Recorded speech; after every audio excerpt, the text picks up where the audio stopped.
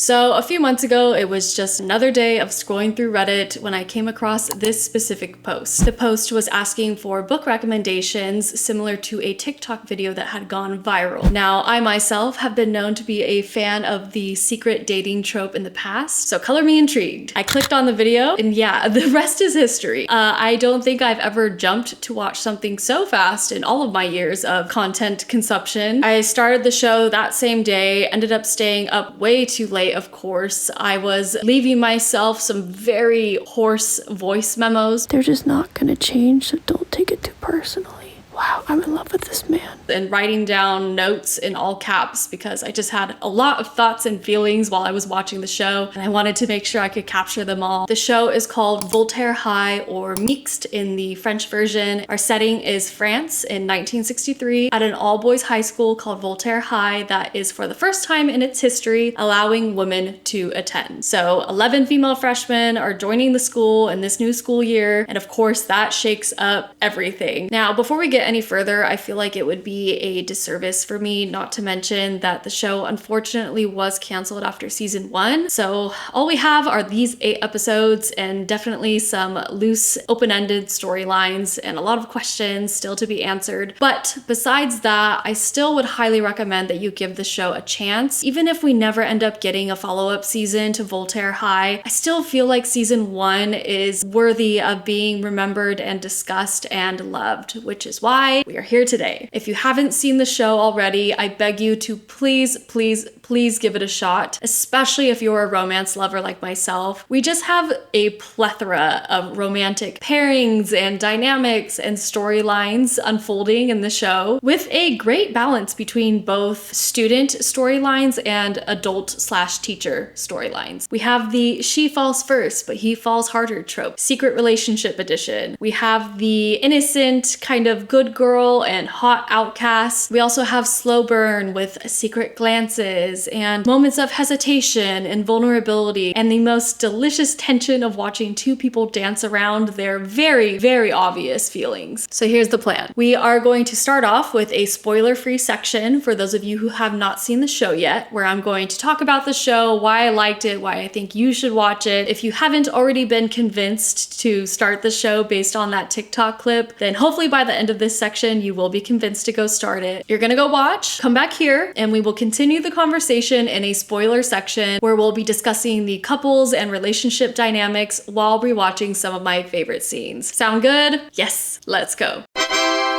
So in this section, I'm essentially just gonna gush about the things that I liked in the show, which kind of seems like a never-ending list at this point. When an all-boys school in the 1960s finally lets girls attend for the first time, there is a great mixture of hope that things are changing for the better, but also a lot of chaos, and there are quite a few people that are not ready for the change. So what did I like about the show in a spoiler-free manner? We have a lot of great dynamics at play here, not just romantic, but also sibling and friend and teacher and student. With Jean-Pierre and Michèle, we have the little sister who really looks up to her older brother and wants nothing more than to be his friend and for him to like her, but he kind of puts himself into the role of protector when it comes to her, and in that sense feels like he needs to maintain a distance between them. We have some beautiful, beautiful friendships. One thing that I really enjoyed and that I thought was really refreshing as well is that there's no girl-on-girl drama in the show, which I feel like when it comes to more teenage-centered TV shows these days, there's always just this need to pit women against each other and to create unnecessary drama between them, but we really don't see that here. More so than anything, we see women supporting women in this show, which I just absolutely love to see. And on that note, when it comes to shows that center on teenagers, one of my main issues these days is the blatant over-sexualization of characters that are supposed to be teenagers. Yes, the actors might be in their 20s, some even in their 30s, but when characters are supposed to be teenagers and they are being over-sexualized, it just doesn't sit right. Rubs me the wrong way. Not a fan at all. Voltaire High, on the other hand, still openly discusses and approaches themes regarding sex and sexuality, but it does it in a way that's never crude mood and in a way that never over-sexualizes its teenage characters, which I really respected. Here in the show, we have a huge ensemble cast with many different storylines at play, but it was executed so smoothly. It never felt crowded or overdone. Every character and storyline felt fully fleshed out, and I feel like was given the chance to shine and the individuality that they all deserved. Here we see characters from a variety of economic and social backgrounds that are really just trying to navigate a world that seems to be constantly shifting and changing around them. Their storylines really intertwine and overlap in an effortless way. And while the show definitely does, for the most part, focus on the teenage characters and their storylines, the teachers do still get their time to shine, and there's actually a whole episode dedicated to them in episode 5. The fashion was beautifully done and so much fun, and also the soundtrack was so good. It gives off such a retro and nostalgic feel. Now, the show can seem lighthearted on the surface, but it does have some very real and very heavy themes that it discusses. So let this also be kind of a list of trigger warnings for those of you who are interested in watching, and also because I might be mentioning a few of these things in the spoiler section. So some things that we see discussed and also just showcased throughout the scenes: misogyny, women's rights, including their reproductive rights. There is a character that experiences a miscarriage. Gender politics and the shifting of gender norms at the time are also huge parts of the conversations in the show. We see blatant showcases of homophobia, racism, and discrimination. Now, I kind of wanted to talk a bit about a comparison because while I was watching this, I definitely felt like the show was pretty similar to Sex Education on Netflix. I say similar, but they are still two completely different entities. Still wanted to mention it because Sex Education is the show that I kept thinking about while I was watching, because they do share similarities in storylines and kind of the themes that they discuss. Now, Sex Education really often tries to reel you in with bold colors and shock factor, whereas Voltaire High is more muted and understated, but in a really good way. With Voltaire High, there is no insane budget or over the top or flashy scenes, and this really has me thinking a lot about Korean dramas too, because we see with the dramas that do have those insane budgets and those over the top and flashy scenes, such as King the Land and Queen of Tears, which inevitably, I mean, they have like star-studded casts. They do end up becoming really popular, but I feel like with those types of shows, they almost seem too polished to me. Like they care too much about those things. They care too much and rely too heavily on the budget, on those flashy scenes, and tend to lack a lot when it comes to chemistry between the characters, when it comes to the character development and the storyline. Another drama that comes to mind for the fact that it is so different from the two that I just mentioned is Lovely Runner, which is such a character and story-driven drama, and it really relies on those things and not the budget, not these flashy scenes, to really pull at your heartstrings and engage its audience. Lovely Runner, just to let you know, is absolutely within my top 3 favorite Korean dramas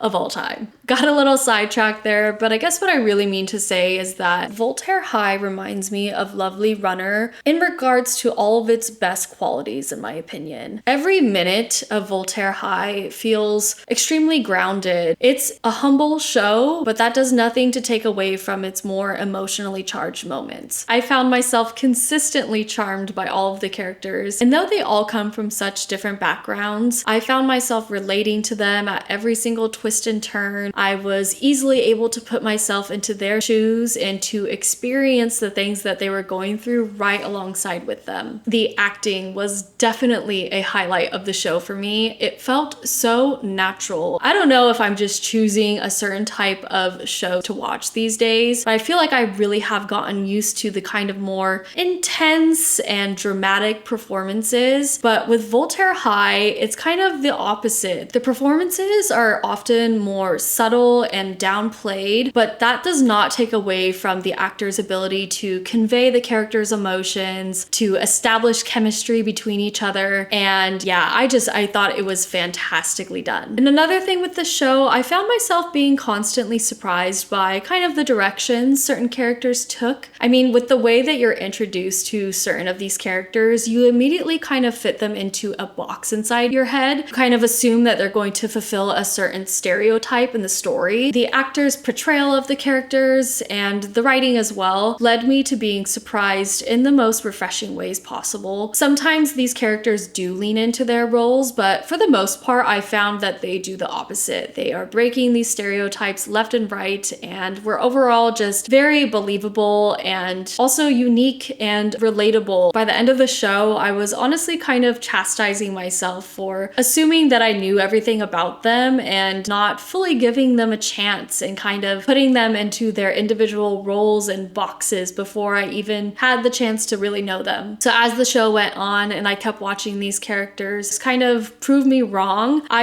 yeah, it was a great time.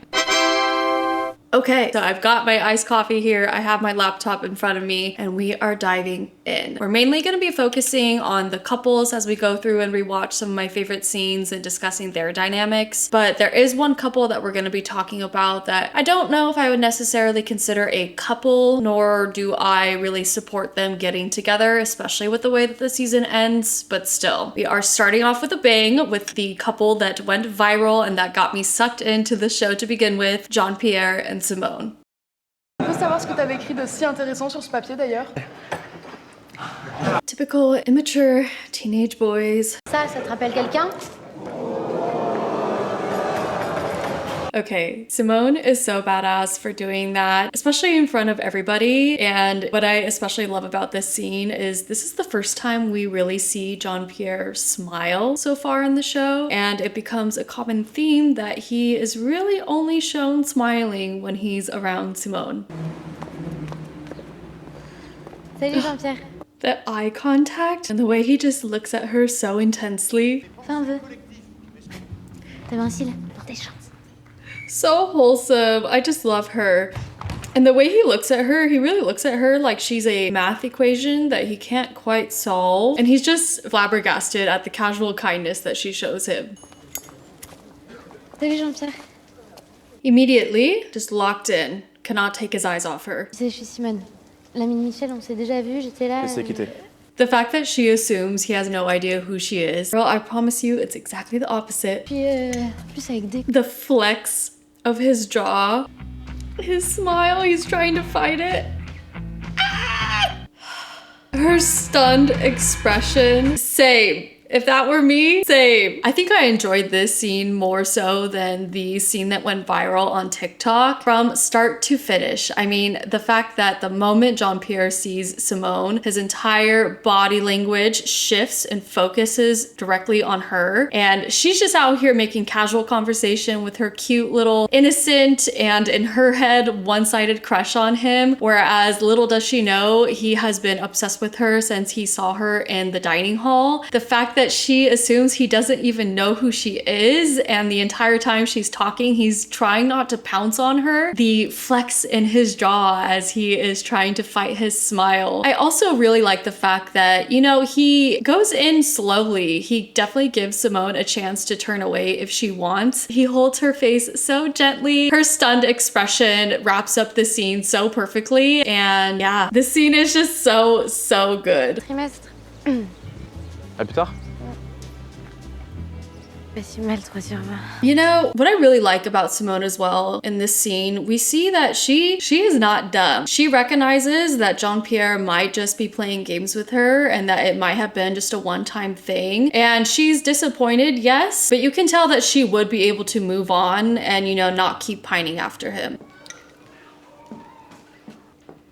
Tu te souviens de Simone? See, even walking in when he sees her, he's trying not to smile. Revenir ici.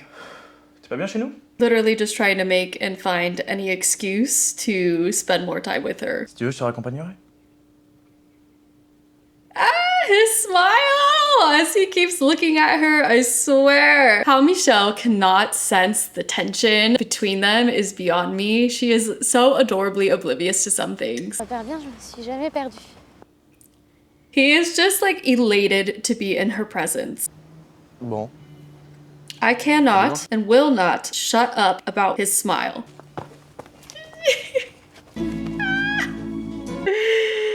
Are you kidding me? This is adorable. À demain.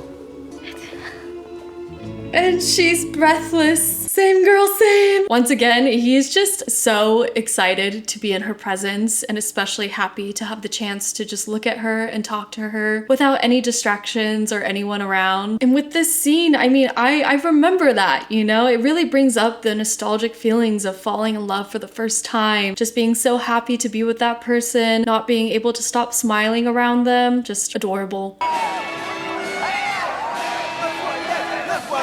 Once again, tries to act so nonchalant, but he is so happy to have her attention.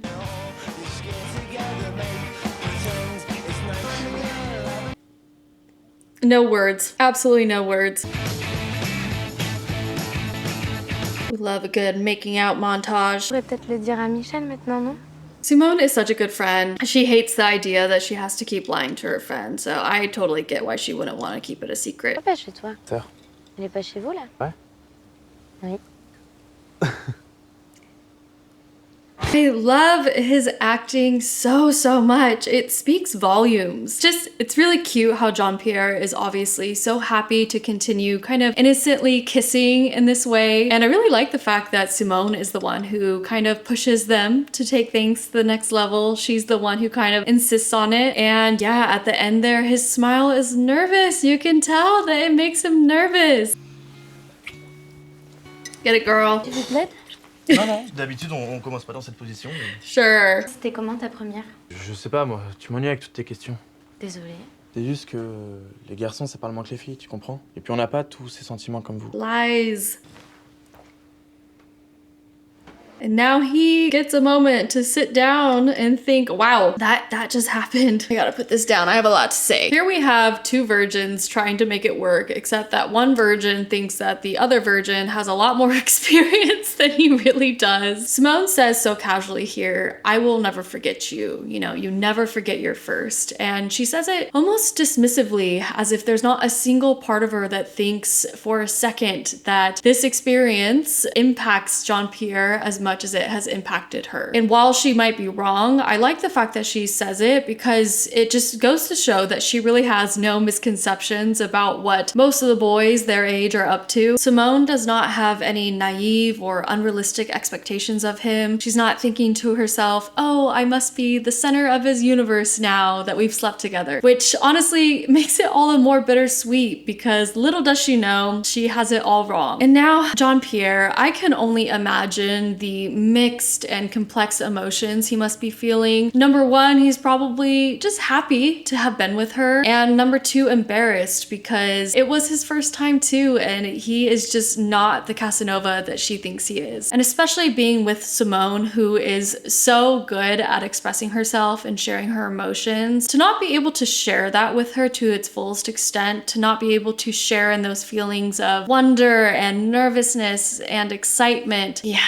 Just very sad thing indeed. He has to remain calm and cool and collected and essentially uphold this standard of masculinity that society has drilled into him, which must mean, of course, that sex is something that he's familiar with and that he's experienced before. I mean, he must know what he's doing, right? That's what Simone assumes, but that's just not the case for him. Simone wields her innocence like a badge of honor, almost, and she's able to take a step back and look at it fondly when she loses it. For Jean-Pierre, his innocence is something to be embarrassed about and something that he can't openly discuss even with her. I mean, it's complicated because Jean-Pierre is drawn to Simone's open-mindedness and her worldly views and her ability to be inherently self-honest. These are the things that he admires about her, but that are also the very things he secretly envies her for the most. Et pourquoi tu remens pas à tes parents?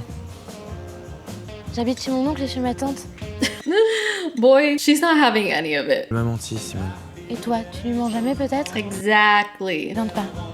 She's such a girl's girl. Here with this scene, Simone is getting tired of having to lie to her bestie, of course, makes sense. She is also starting to see that Jean-Pierre is not this perfect prince that she had imagined him to be in the beginning. She is slowly coming out of her fairy tale, and I just love the fact that she is a girl's girl through and through. She sticks up for Michèle and is willing to protect her secrets, even in front of the boy that she loves. She never puts her relationship with Jean-Pierre before her relationship with Michèle, and I just love that. Tu le fais avec quelqu'un d'autre? The fact that that was his first question, really disappointing to hear. Et ça va? Enfin, je veux dire, toi. Should have been your first and only question, my good sir. Something had definitely already been straining and shifting between them, but now a crack has formed and they can definitely both feel it. J'aimerais qu'elle arrête de traîner avec cette Martine, c'est pas une fille bien. Hein, c'est Non, je vois pas. Good for you. le genre de fille, C'est quoi ce genre de fille? Yes, call him out. Martine, elle couche, tout le monde le Elle sait. couche? Mais oui. Alors c'est pas une fille bien? Moi je suis pas une fille bien alors? Bah tu m'expliques la différence? She's asking all the questions that I would. Mais qu'est-ce que t'as aujourd'hui d'ailleurs? Je sais pas, moi.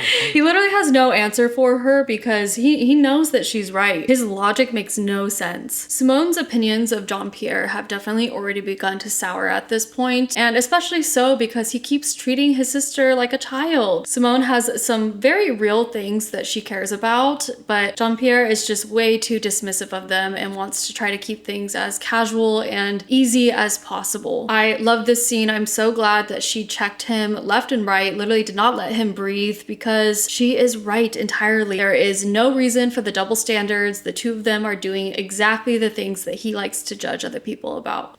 Comment on se sépare d'une fille?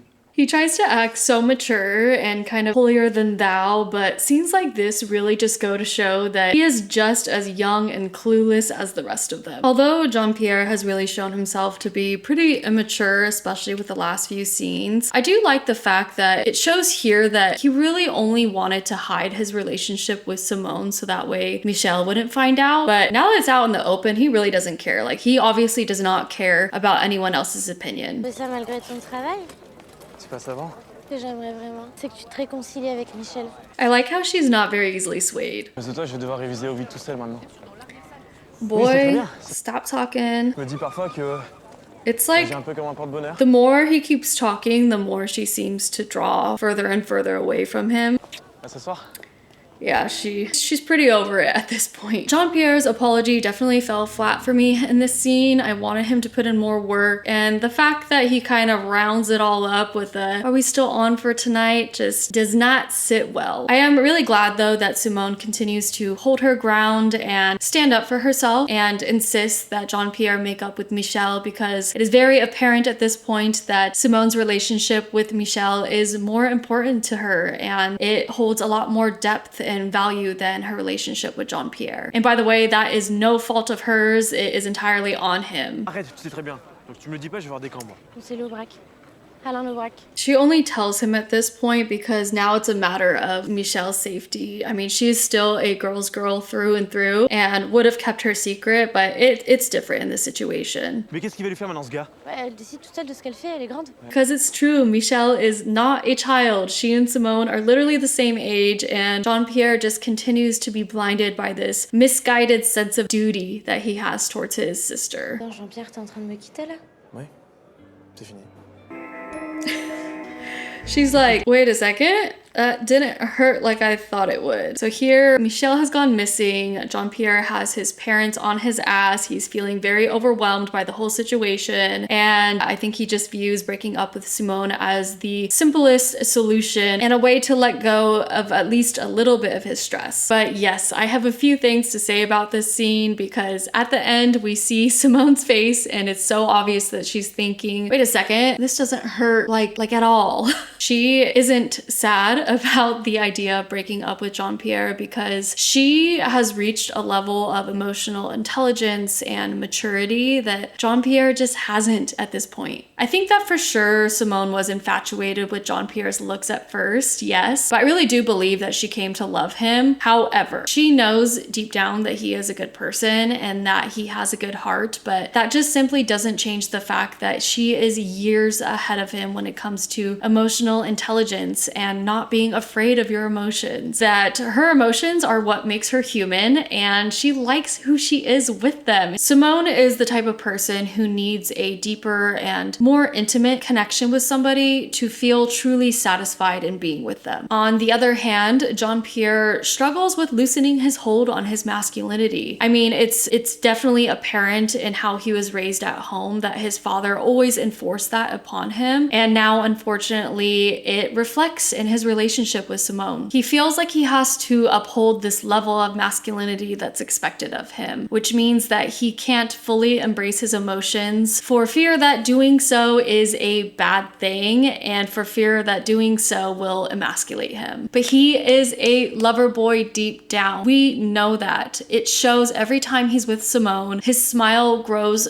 so large, it takes up his entire face, it lights up his eyes. There are certain rare moments where he just can't contain his emotions, but in those moments when he does let it out, you can tell that it feels good to do so. But then, time and time again, he slips back into his own mind. He starts to overthink all of these things that he's been told throughout his life and in his upbringing, throughout his childhood, start to resurface, and he pulls back.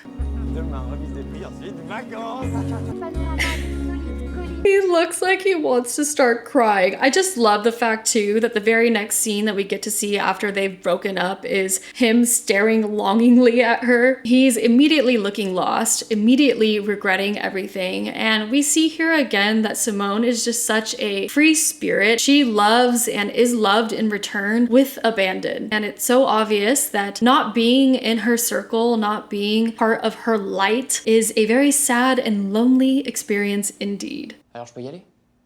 Y aller quoi? Tenter mon coup, quoi. Bon, allez, j'y vais, il y a toutes les filles 2 secondes. He looks stupefied, and we are just continuously fed. I mean, first we get the scene of him pining after her and looking at her longingly, and now we straight up have his friend asking if he can have a chance with her. I mean, we have been satisfied, we have been fed. Ah bah t'es venu, toi? C'est fermé? I mean, they just got to the house and he's already right there. He must have sprinted. Salut Simone. Man on a mission. Simone, tu veux te parler? Non, ça ira. That little glance back is like a warning. Nouvelle de Michèle? Non. I like the fact that the first thing she asks about is Michelle. Like, her priorities are set straight. Oui, c'était pas très élégant de ta part, mais au fond, t'as eu raison. I'm really glad that they have this conversation because he needs to hear what she has to say. C'est pas pour te le faire payer. And she's so nice to him to the very end. She so easily could have reverted to cruelty or even just being cold to him, but she is a kind person at her core. Elle, t'es intelligente, tu comprends tout, tu me fais voir des choses que j'aurais pas vues. And now he's panicking. Je suis vraiment désolée. Simone!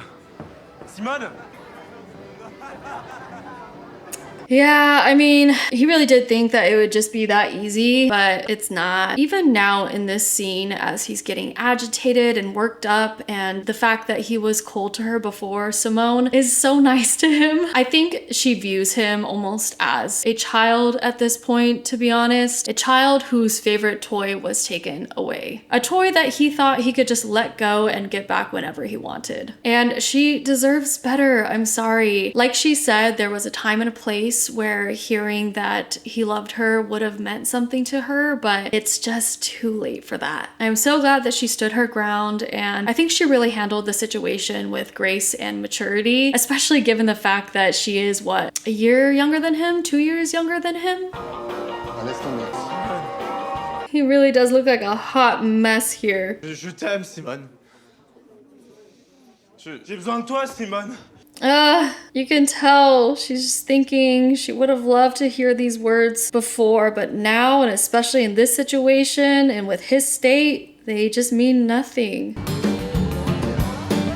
She ain't gonna let that stop her from partying though. Okay, let's discuss, because there is a lot to be said about what just happened. Jean-Pierre likes to think that he is this mature and serious person, but at his core, he is still just a teenage boy. He is just as immature and inexperienced as his peers. When he falls in love, he falls hard and it hurts, of course, to lose that. I think for some people, it might seem a little out of character for him to lose his composure like that, but to me it is very much so in character, and I think it very much so makes sense for his storyline individually. After trying so hard to suppress his emotions, and especially the fact that he has done so for so many years, this was his breaking point. And in true teenager fashion, it is messy and unpolished and definitely could have used a lot more thinking and a lot less alcohol before he spoke. But also there is just something so satisfying about seeing a man who is usually composed and is usually so put together. A man who did not fall first, but definitely fell harder. To see a man like this fumbling and losing his everlasting shit because he finally realizes that he let the girl of his dreams go and there is a very real chance that he won't be able to get her back. So did Jean-Pierre go about this well? Absolutely not. But still, it was really liberating to see him let loose completely like he did in this scene. I feel like in a lot of TV shows these days especially, teenagers seem to be way older and more mature than they really are. So to see a teenager acting their age and reacting to heartbreak in the way that he did seems more realistic and true to a character his age.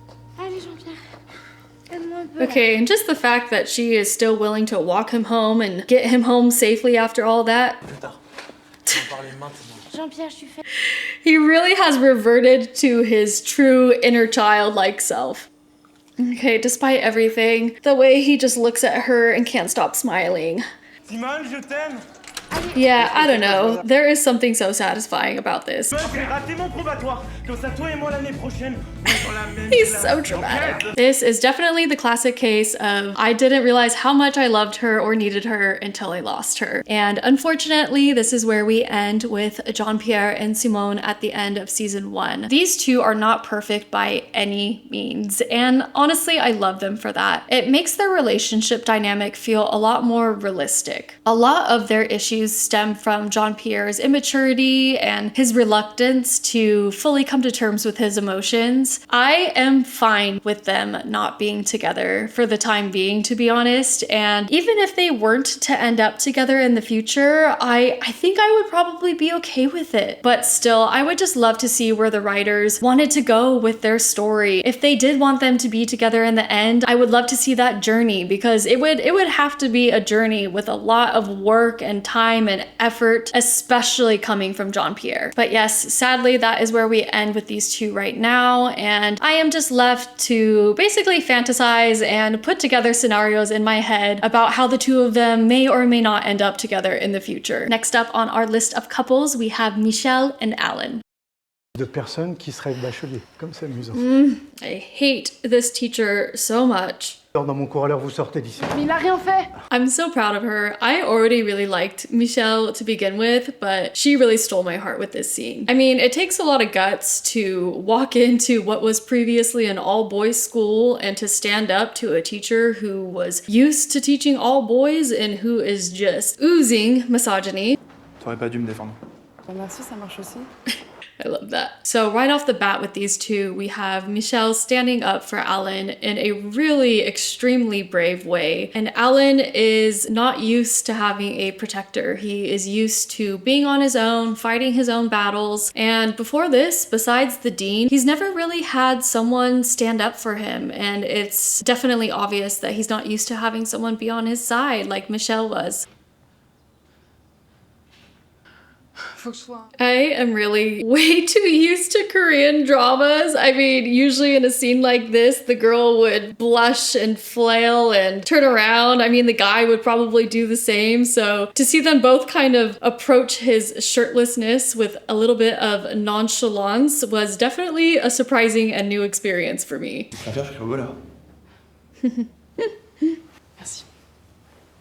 They are so cute, so wholesome. At this point, they are definitely tippy-toeing around each other. They're both a little bit hesitant and don't know exactly how to approach each other. I mean, I feel like they can both sense a spark between them, but they don't know exactly how to cross that line just yet. And again, with the shirtlessness, I am so used to these grand gestures and huge reactions and a lot of blushing and exclaiming. So I like the fact that we're still shown that they both have a reaction, but it's done in a bit of a subtler way with the quick glance downward, you know, the little bit of the awkward silence. Ce serait pas l'Aubrac?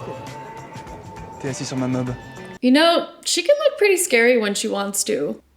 And right now, she is looking like she is about ready to step out and fight these guys. Michèle definitely is someone that you would want on your team and on your side. She seems like she is a ride or die type of gal, especially for the people that she cares about. And it is easy to see that Alain is quickly becoming one of those people. Disons qu'elle est moins privilégiée que d'autres.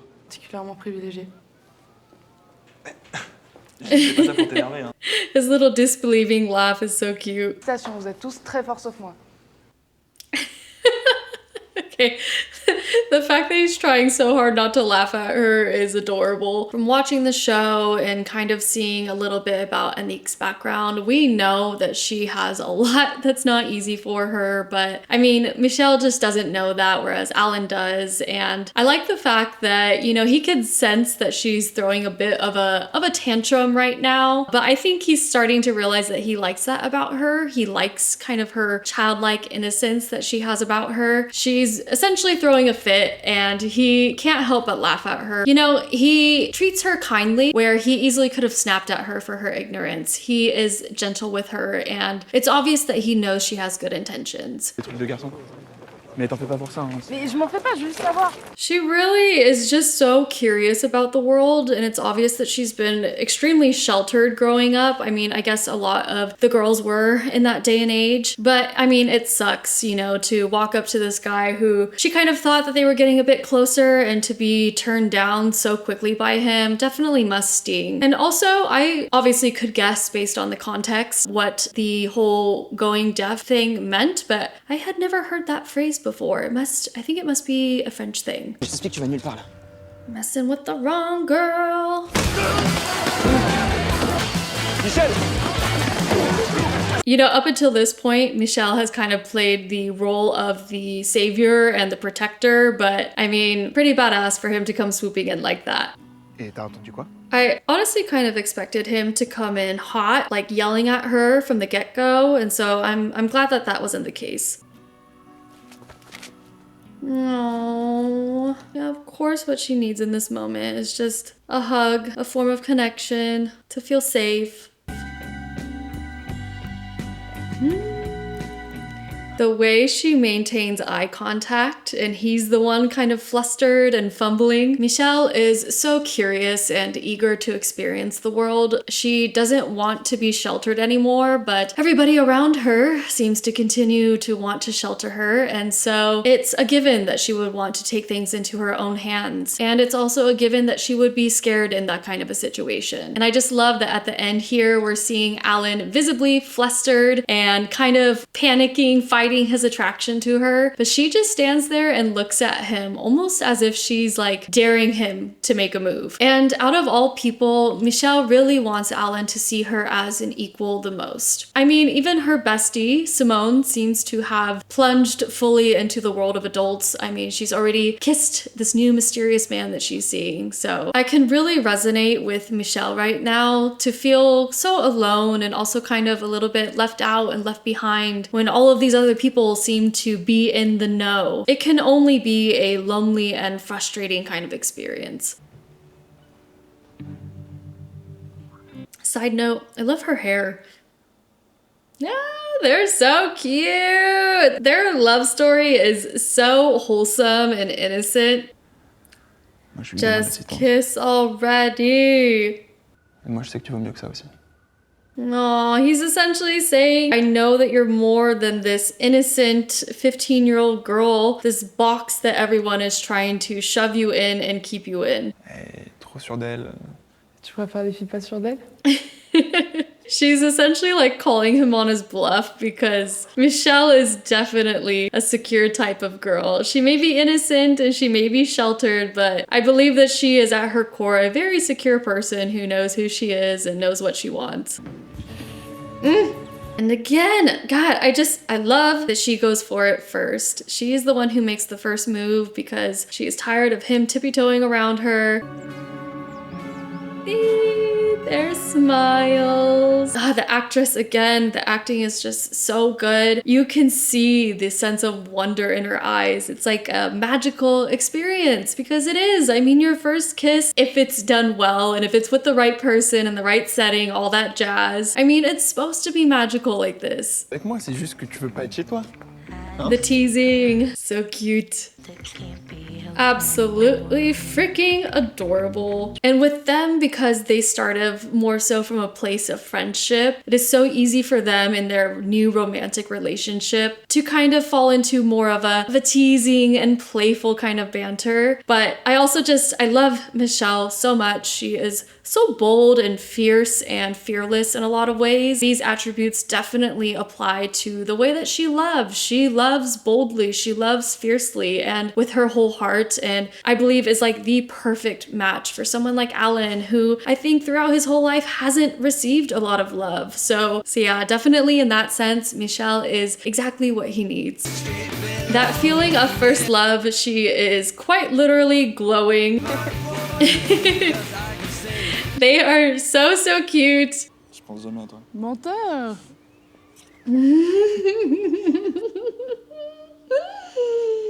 How can you not love this? Je t'aime. I love how fearless she is at expressing herself and expressing her love. It is really refreshing to see. And yeah, with this couple right now, it is definitely all rainbows and butterflies, especially compared to what the other couples are going through in this same episode.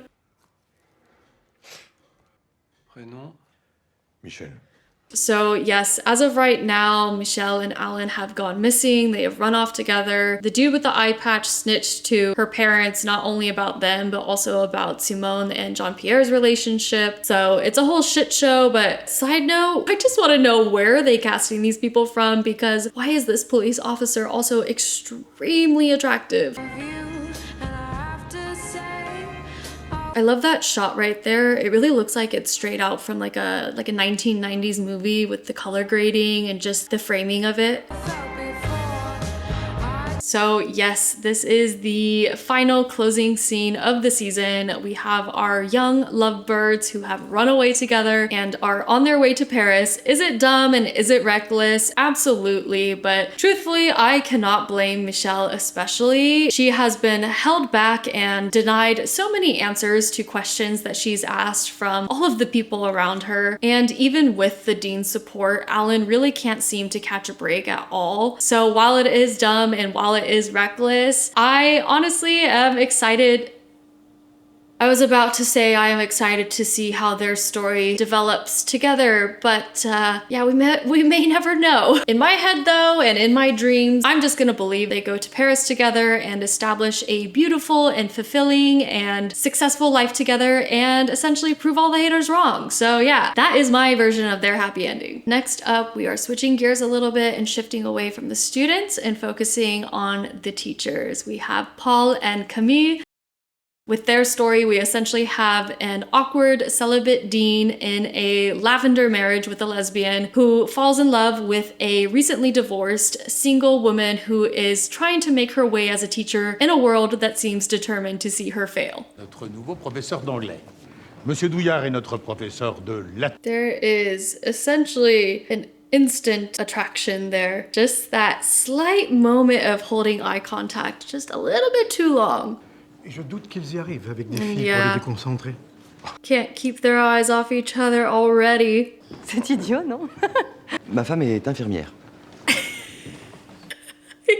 He's so awkward. I love him so much. She's basically just being her happy and bubbly and welcoming self, and he is so instantly attracted to her to the point where he feels he needs to blurt out the fact that he is married, but it's almost like he's reminding himself of that fact more so than he's letting her know it. But then again, we know it's a lavender marriage. He's not actually in love with his wife, so but she doesn't know that yet. Quelle ma lettre de démission? Ce n'est pas nécessaire. It's like he's trying to be stern with her as a way of denying his feelings. But yeah, he obviously hates the idea already of her quitting. J'espère qu'avec le temps, vous apprendrez à faire le vôtre. Once again, he's being a bit harsh with her as a defense mechanism. You can tell that he is definitely a kind soul, and it does not come naturally for him to act cold like that. Eh bien, bonne journée, Monsieur Bélanger. It's like it takes everything out of him to try to maintain this kind of harsh exterior around her. She is a very self-assured and well-spoken woman, and I think that makes him trip up even more around her because I think he is extremely attracted to that side of her. And she definitely senses something in the way that he looks at her and the way that he's kind of treating her, but he's like writing a fine line in her eyes between liking her or hating her. And so she doesn't know exactly where she stands in his eyes just yet. And then there is the fact that as far as she knows, he is happily married to and in love with his wife. So yeah, just poor woman is confused to say the least. L'inverse m'aurait étonné, il semblerait que vraiment, je ne comprenne rien à rien. Dans votre situation, un chèque ira sur le compte en banque de votre mari. She comes in guns a-blazing and he can immediately sense that she's agitated. I like the fact that he doesn't really tiptoe around the situation and kind of cuts straight to the chase to try to put her at ease as soon as possible. J'ai pensé qu'il pouvait être plus simple. Once again, she is confused because she was so sure that he didn't like her, and now he's extended a really gentle and kind gesture towards her. Ça sera fait. Yeah, she is quite simply stunned at his kindness. Tous les professeurs y ont droit une fois de temps en temps. Cela n'avait rien de personnel. And again, yes, she thought that the boys were picking on her just because she's a woman and because she's new, but Paul immediately recognizes that she was stressed and anxious about this and is quick to let her know that it wasn't personal, it's not just against her. All the teachers go through it. Mais je ne peux pas la désavouer devant un élève. Yeah, for once, she is the one who is speechless. Moi qui le lui ai répété. De toute évidence, vous êtes une femme très courageuse. Everything he's saying is making her so happy. Je croyais que vous me méprisiez. I know, poor girl. Tout le contraire. And now, yes, I mean, she's so happy, but probably even more confused because what is she supposed to make of that? He's a married man. This is the scene that really led me to start liking these two as a couple. I mean, I was kind of starting to be a fan of them before, but I wasn't really liking the kind of hot and cold games that Paul was playing with her. But with this scene, Paul recognizes these little red flags that have popped up in Camille's head, and he instantly addresses and annihilates them in a span of a few minutes to the point where she is literally speechless at the end. Number one, she thought he was going to fire her, but he turns that around on her and lets her know, actually, no, I just want to make sure that you are getting your bag and not your ex-husband. She thinks he's been kind of indifferent and uncaring and yeah, playing these hot and cold games with her, but little did she know that he's actually been attentive and has been watching her the entire time, reading her anxiety and seeing her troubles firsthand. He lets her know that he sees her and that there are some very valid reasons behind his actions recently. He didn't really help her out when the boys were pranking her because he knew that the boys weren't doing it just because she's a woman, but because it happens to all new teachers. And he also explains that he couldn't really step up and stand against that other teacher because there are certain politics at play and there are certain ways to navigate issues within the school. But he lets Camille know that he thinks the same way that she does and that he supports her and that there are just certain things that they're not going to be able to change the other teachers' minds about, so they shouldn't take it too personally. Just how she came in hot, rightfully so, he also kind of comes in hot, and this is the first time we see him not really stumbling over his words around her, and I think she's a little bit love-struck herself and a bit surprised to see him being so confident and forward in his approach towards her. It's only up from here. L'arbitre valide. In some ways, they give me more butterflies than the younger couples that the show focuses on. Truly the music stopped and the world fell away kind of a moment for him. Alors, monsieur Casiro, vous voyez que j'ai fait gagner. Yes, prove everybody wrong. Désolé, mais il m'avait provoqué. Je n'en doute pas. This man is so whipped and is so in love already. Bravo. Despite them being in front of a literal crowd of people, it's like everyone else and everything fades away. Formé.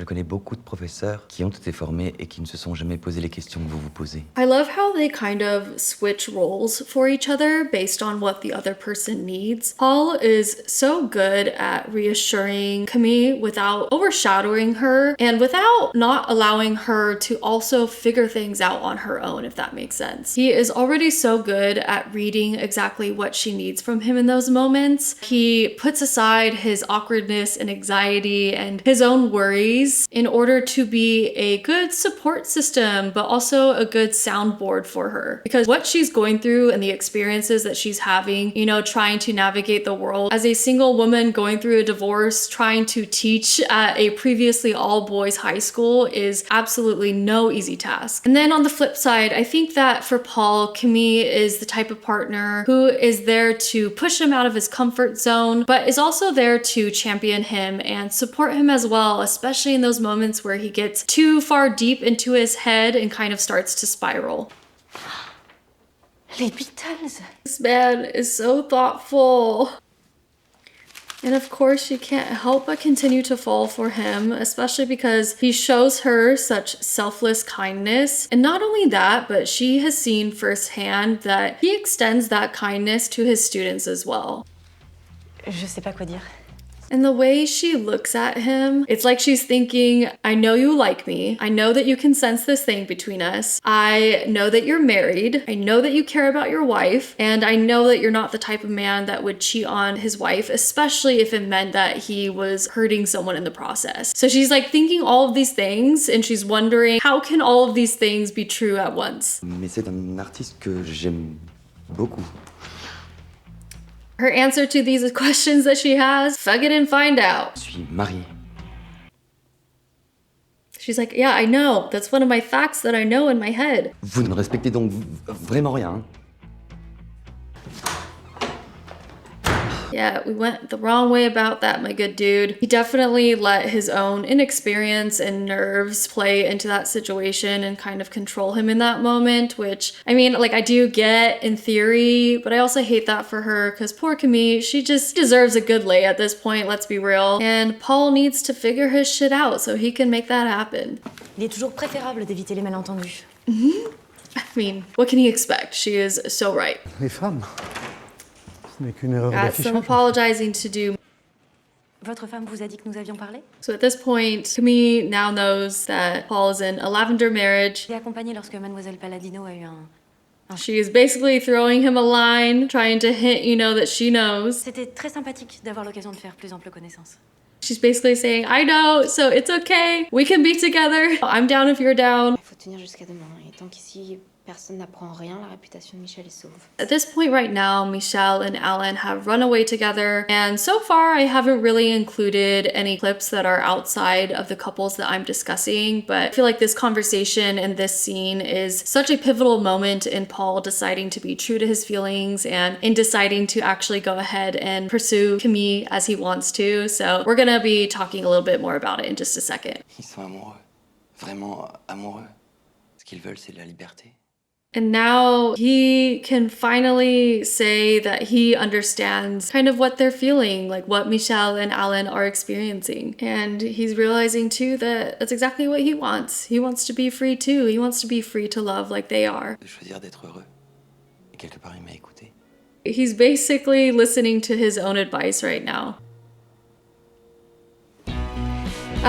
I just love this. This scene is so powerful and so meaningful in Paul's journey and self-realization and kind of learning that it's okay to choose himself and choose his own happiness. In guiding Alain and kind of mentoring Alain throughout these few episodes, and especially kind of towards the end, Paul is also able to come to a realization of his own. Paul encouraged Alain to choose to be happy, and in that, Paul is kind of realizing that that is not something that he has often done for himself in his life. He's been preaching sometimes based on experiences that he himself has not had. There are so few times that he has chosen his own happiness without feeling guilty in some way. And so he is inspired by Michèle and Alain. He is inspired, I think, not only by the ease with which they have chosen their own freedom, but also by the courage that they have to chase after their dreams and fight for what they want in life. As he's laying there in that bed, it's like he's thinking to himself, why not me? Why can't I have that too? And I just love how the scene is executed. I love the slow zooming in on his face, how kind of this whole realization is taking place in his head as his glasses are off, almost like he has removed a mask that he's been wearing all his life.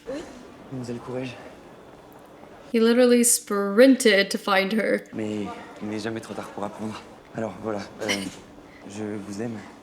True to his character, he is bumbling and stumbling his way through, and the time nor the place is great, but God, is this such a pure and wholesome confession. Pour vous le dire, mais il fallait que je le fasse. And her smile, she is glowing. She looks so happy. Like I said before, for Paul to open up to Camille, he's doing a lot of different things with this scene. He is allowing himself to acknowledge his feelings for her. He is telling himself that it is okay to feel these feelings, that he shouldn't be ashamed about them. And he is also deciding that not only are they okay to feel, but it is also okay for him to nourish them and cherish them, that he deserves to be able to do that. He is finally lifting this carefully constructed, controlled mask that he has worn all his life, and it is just a beautiful, beautiful thing to see. Proviseur, Michèle est malade. Look at his whole demeanor has shifted now that he has made this decision and come to all of these realizations about being worthy of love and being worthy of happiness. Que si vous renvoyez Jeanne, je partirai avec elle. Yes! God, this whole show we have seen him not feel comfortable or confident in standing up to others and standing up for what he wants and what he believes in, but now that he has accepted his love, it is like a dam has opened and a flood is being let loose. He is standing just a little bit taller, his back is a little bit straighter, and truly he has gained confidence and is overflowing with it. You can tell that allowing himself to feel all of these emotions to their fullest extent is freedom for him. This is what freedom looks like and how it feels. And it is an addicting and wonderful feeling.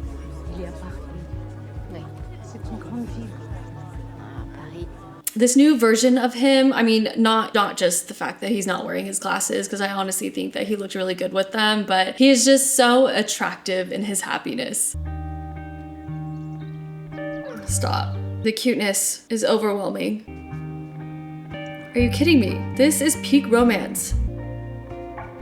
By the end of the show, I was definitely rooting for this couple the most. Paul and Camille have my heart. They have my support. I am here for it. Alain and Michèle are cute. Simone and Jean-Pierre have a lot to work through if they are to end up together. And like I said, I think I would be fine with them not working out. Annick and Pichon, I really don't see happening, nor do I really support them getting together. But these two, they are such a unique and beautiful match. They are just two grown people who have been through a lot and have seen definitely bits and pieces of the worst of the world. They are two extremely kind-hearted people who love and care for their students and who honestly deserve the best. They deserve people who are just as kind as they are, and they have found it in each other. I can only wish and hope for their continued happiness.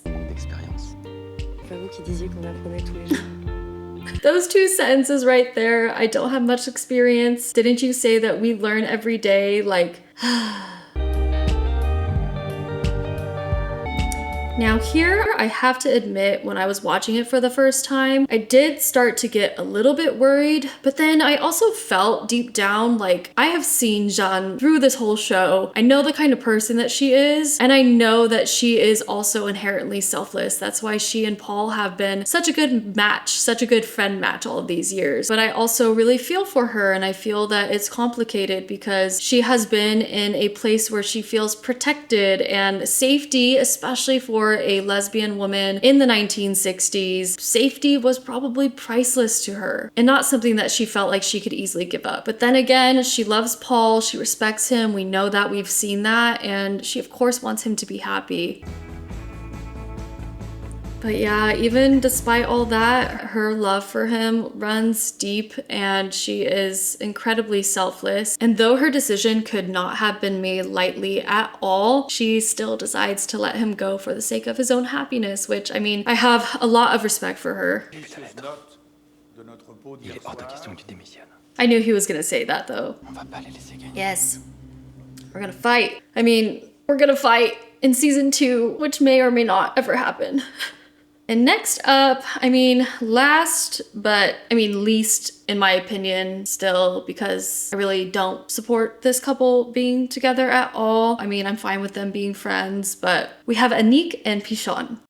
Now, before we dive into their scenes, because I'm really only showing scenes that showcase the couple's interactions and kind of screen time together, we're not going to see a lot of Annick's background scenes. The scenes that kind of show, you know, where she's been raised, how she's been raised, the background that she comes from, how her background really ties into the struggles that she has today and kind of the goals and wants that she has for her life, and also the way that she acts towards men. I'm not going to show a lot of those scenes here, but I do believe that they play a huge part and a huge role in her relationship with Pichon. And without knowing her background and kind of having that added layer of context, I feel like a lot of her interactions with Pichon can be taken a different way. So I'm just gonna shed a little bit of light on her character and talk about her a little bit before we continue. We don't really know anything about Annick's father. We don't really know if she's ever had a father figure in her life. We do know that she is being raised by her mother. Her mother works and I think owns a bar. One can only imagine all of the kind of shady and seedy type of male characters that have come to and from this bar, and her mom is definitely not opposed to bringing men home as well. So Annick has grown up seeing and hearing the worst from men. It's understandable why she has so little faith in them. She doesn't even have much faith in Pichon, who kind of comes off as this like innocent and harmless character. Annick has had to raise herself in a lot of ways, and she has been forced to be independent in a world that really doesn't allow women to maintain their independence. So I mean, yeah, it's complex for sure. And as society's definition of a beautiful woman, she definitely sees the worst in men. They only see her for her face and for her beauty and never look any further than that. She is hyper aware of them and extremely cautious. Really nothing gets past her. She is really good at kind of dodging and getting herself out of these types of situations where men so obviously want to take advantage of her. And whereas others see her beauty as a strength and as something that probably helps her get through life more easily, she sees it as a nuisance, and she knows that it only kind of makes her life more difficult, especially in her socioeconomic status, where it only serves to get in her way and prevent her from reaching these goals. And it also makes it easy for others to doubt her, and it's hard for them to see her potential because little do they know she is the smartest one out of all of them. Annick's focus and her drive is razor sharp. I mean, she even scolds Alain when she thinks that he is, you know, putting aside his studies and his grades for the sake of his crush. It just goes to show how little value she places on romance and love. She has clear and set goals, and for her, succeeding academically and carving out a path for herself in that sense is the only way that she can be able to free herself from this lifestyle that seems determined to hold her back time and time again. But she wants more for herself. With that being said, let's dive in on Annick and Pichon's scenes. Giro déteste les filles, je veux pas faire de vagues. She is so sharp. She sees the gender and power games that are at play, and if she's not able to win the game by her sheer smarts, then she is determined to find a way. Pas encore, mais... Tu vas être chef de classe. And so she has found her way through Pichon. Comme des camps, ça respecte un marché. Tu viens de donner les pleins pouvoirs à une ordure. T'en voulais pas des pleins pouvoirs? Je les avais donnés à toi. Yeah, she gave it to him because, unfortunately, women in this time period, even if they were to be given power, were they really? Annick has spent a lot of her life learning how to read men and read their intentions, so there is no doubt in my mind that she knows that Pichon obviously has a crush on her, but compared to her goals, his feelings definitely are not even in the top 50 of her priorities right now. She is prepared to do anything to achieve her goals and is ready to move the pieces on the board as she sees fit, especially since it's hard enough already in their society and in their day and age for people to take her seriously just because she's pretty. She needs a puppet, and Pichon is the easiest and most available target. I mean, morally, is it right? No, perhaps. But do I get it? And would I do the same if I were in her shoes? Probably. Ugh, this scene. Si tu passes toute la soirée à lire 3 pages. Yeah, she is very fed up, and there is a lot of context regarding the scene, a lot of stuff that has kind of built up to this moment that I'll talk about. Je suis désolé. She's over it. She's done. He has been objectifying her this whole time. Qu'est-ce que tu fais? Arrête, non. Non, non, vas-y. And so for her, the only way to maintain and gain power in this situation is to take off her clothes herself, because that is essentially what he was trying to do by looking at her. On peut travailler maintenant? See, I am not against her being with somebody romantically at all, but I don't want it to be Pichon. I want it to be somebody who from the start has not seen her just for her looks, for her beauty. It's a different character that I'm envisioning for her in my mind. And once again, I could only hope for there to be a season 2 to see if a character like that would ever come to be, would ever exist. So yes, to give a little bit of context regarding this scene, because if we are just looking from Pichon's point of view, it could seem a little bit abrupt for her to do what she did. But if you knew the kind of day that Annick had leading up to this point, it definitely makes it more understandable. She's had a horrible day from the very moment she woke up. She was eating breakfast in her house when the man that her mother slept with walked out of the room, looked at her, saw that she was beautiful, said he was a photographer, offered to take photos of her, and says that he'll make her a star. Her moped was stolen, probably, and I honestly think it was stolen by this same photographer dude, because he so conveniently shows up as she's walking to school in his car and offers her a ride to school. Despite the car ride, she still ends up being late to school, and at the gate of the school, the staff member there tells her that a pretty girl like you should smile. And then she ends up getting 4 hours worth of detention from her teacher, who despises her just because she is pretty, I think. So already she has been through a lot, even before she gets to Pichon's house. And then once she gets there, she is just looking around at this mansion, essentially, and you can definitely tell that she is comparing it to her own home. The difference in their social statuses could not be more obvious to her in that moment. And then what does Pichon do? He proceeds to stare at her as she is just trying to put her head down and focus and study and get good grades. His objectification of her in this moment is just a giant slap in the face and is definitely a tipping point. It is the tip of the iceberg that has been her day leading up until now. Throughout her whole day today, she has not had a single moment where she has felt in control. And while Pichon was objectifying her, staring at her as she's trying to study, her deciding to take her clothes off in front of him is the only way that she sees she can gain control in this day and in this moment. He was already undressing her in his mind, and so for Annick, it's sadly almost easier for her to just undress herself, you know, do it herself, so that way he can look, get his fill, and they can get on with it and move on. I think out of all of the characters, Annick is the one that I want to see happy the most. This girl has just been through it in life, and it just seems to get harder and harder for her as the days go on, and she just truly deserves the utmost happiness, the utmost success, and to really be rewarded for her hard work, not because it's shocking that a pretty woman can also be smart and successful, but because she deserves to be recognized for the merit behind her efforts that are made not easily, but rather in a world that once again is set up to try to prove her wrong and discourage her and put her down at every chance that she gets. Pichon, l'exposé, je vais le finir toute seule. Je ferai ta partie, c'est pas grave de toute Yeah, façon. now she's pissed. Rightfully so. I cannot blame her. Y a aucune raison pour que tu doives te charger de tout le travail. The fact that him saying you don't have to do everything, that's probably the first time that she's ever heard someone say that to her in her life. Vraiment, je peux l'utiliser? Aussi longtemps que tu veux. Merci, Pichon. Il y a une condition. She is genuinely just thankful. C'est-à-dire? Thinks that he has some ulterior motives here. Déshabille plus jamais devant moi, s'il te plaît. Enfin, je veux dire...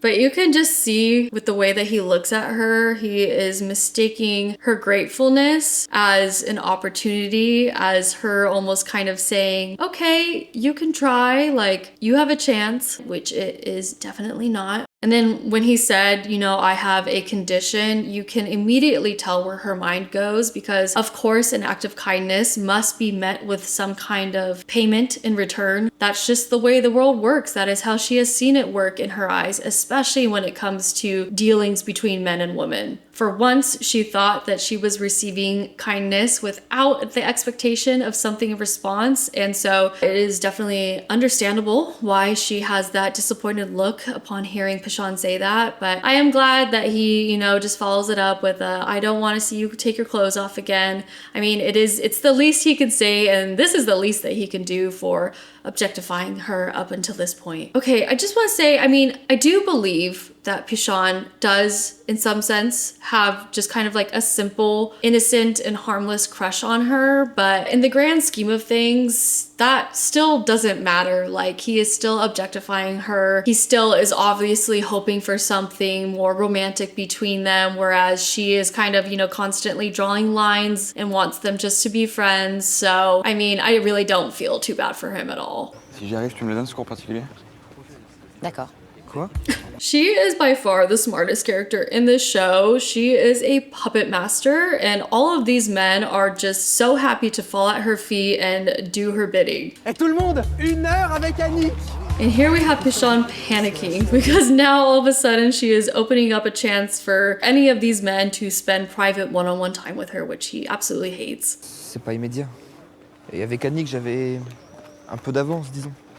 My issue with Pichon is, yes, his crush and his interest in Annick might seem innocent and harmless at times, but at the end of the day, I mean, he has just proven that he sees, you know, getting her as a game. She is not a game to win. She is a human being with her own thoughts, her own feelings, her own motivations, her own goals in life. She is her own living, breathing person. She is not a race to get a head start on. And what makes it even sadder, I think, is that at this point in time, Pichon and Annick have kind of developed a little bit of a budding friendship between the two of them. I think that Annick has started to, you know, really care for him as a friend, and she would be so disappointed to hear him talk about her like this. I want to like him, but time and time again, he just gives me reasons to not. He shouldn't be staking his claim on her like he's trying to do right now. He should be working towards being a better friend to her. Being a better friend to her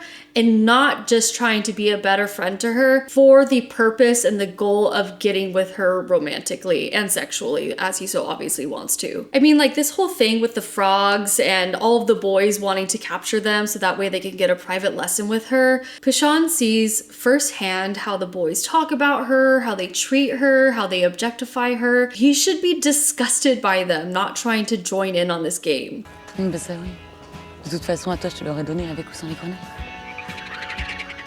See, and I mean, she says that because she's like, yeah, we're friends. I would have given you one anyways. And if he knew her well enough, he should have known that. But of course, he doesn't view her as a friend. He views her as a prize to win. And that, there stems all of their arguments, and there stems the reason of why I'm not a fan of them being together.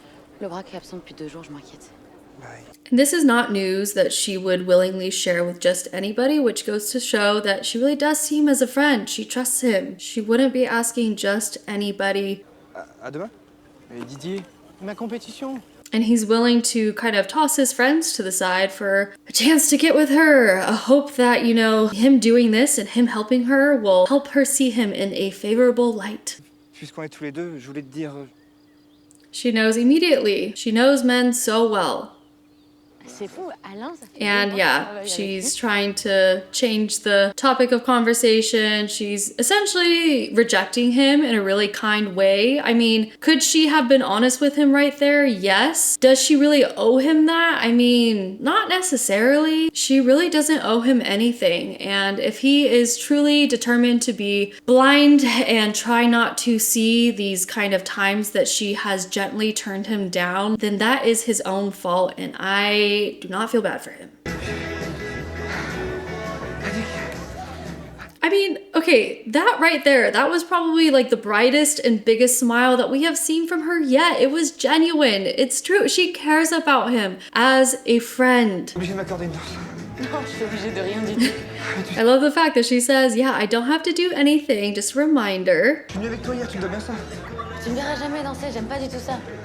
Friends don't expect anything in return for these acts of kindness. That is what friends are for, which just goes again to show that Pichon really was kind of doing it not out of the goodness of his own heart, but for the hope that she would give him something in return. In this case, a dance, which is a little bit more innocent, but still, just the fact that he's expecting anything at all rubs me the wrong way. Turning him down from his offer to dance is another way of her saying no in a kind way. She really does not want to give him false hope, which she probably rightfully assumes that dancing with him would. And again, would it have been easier if she had just kind of said no flat out, you know, had said, no, I'm not interested in you? Yes, but I think she's also kind of trying to find a very small and thin path, like a way that she can maintain her friendship with him, which I don't know, maybe she thinks that turning him down so directly would make him mad or something, so... Okay, yes. Here I will say she should have been upfront with him and she should have been honest with him, because that is pretty hurtful.